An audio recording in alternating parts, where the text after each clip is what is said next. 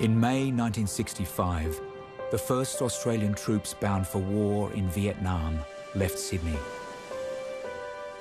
They were headed to what would become the longest and most hated conflict in Australian history.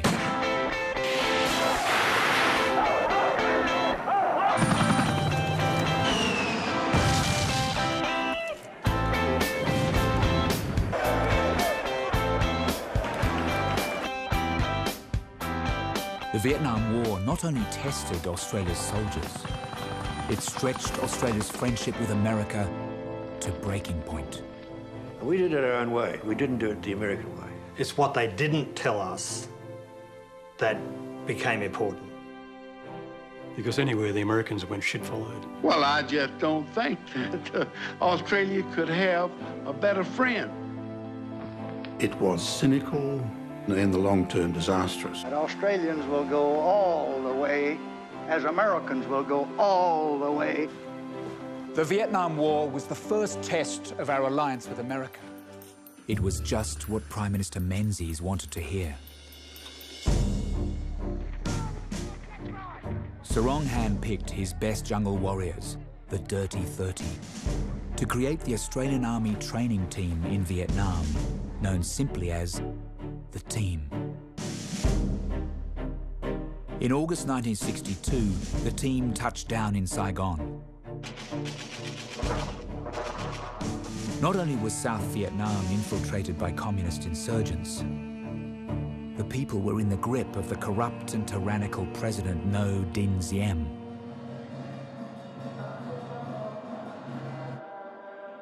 Vietnam is predominantly Buddhist, but Diem and his family were Orthodox Catholics who imposed an intolerant and much resented moral code. Best applied here, where the jungle is, where the mountains are. We put the outposts into the area where they're going to be effective.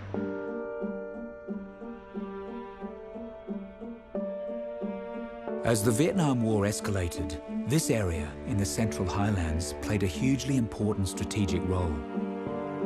We're close to the borders of Laos and Cambodia and the Ho Chi Minh Trail, the North Vietnamese supply line to Viet Cong forces in the south. The Ho Chi Minh Trail wasn't just one trail, it was a series of tracks and trails, and the onward movement of that equipment was on backpack, or on bicycles, or on elephants. The local tribes here, the Montagnards, had no loyalty either to the north or the south. The American military might was we were just in awe of that. I'd never seen artillery fired in anger. I'd never seen tracer rounds. I'd never seen high-performance jets and airstrikes in action. And to be quite honest, it frightened the crap out of us. There really were a lot of opportunities along the way for the United States to learn from the experience of our allies, but we wouldn't listen to the Brits, we wouldn't listen to the French, the Australians. The American Army knew how to fight a war, and it was determined under General Westmoreland to fight the war it knew how to fight.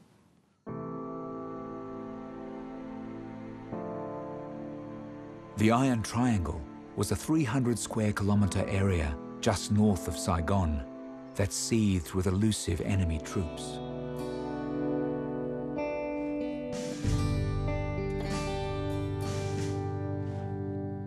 In all, 15,381 conscripts, national servicemen, or NASHOs, would go to Vietnam.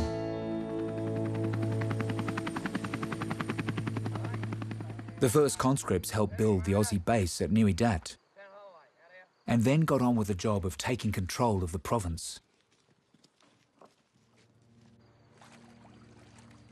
Our tactics were cautious, careful, and exploratory. We wanted to know what was going on before we committed ourselves to anything. And then we wanted to make sure we had the fire support for it. And we did it our own way. We didn't do it the American way.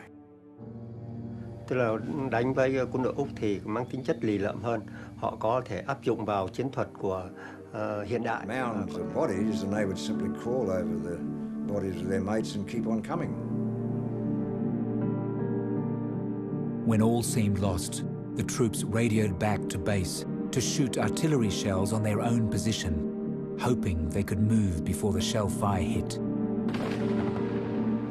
In the end, the artillery fired the shells just ahead of the forward platoon, with devastating effect on the advancing Viet Cong. Went back in the next morning, the trees were just completely torn apart, the undergrowth was blown everywhere. Everywhere you looked, there were enemy bodies. The cost to our army and our nation as nothing compared to the damage inflicted on the region.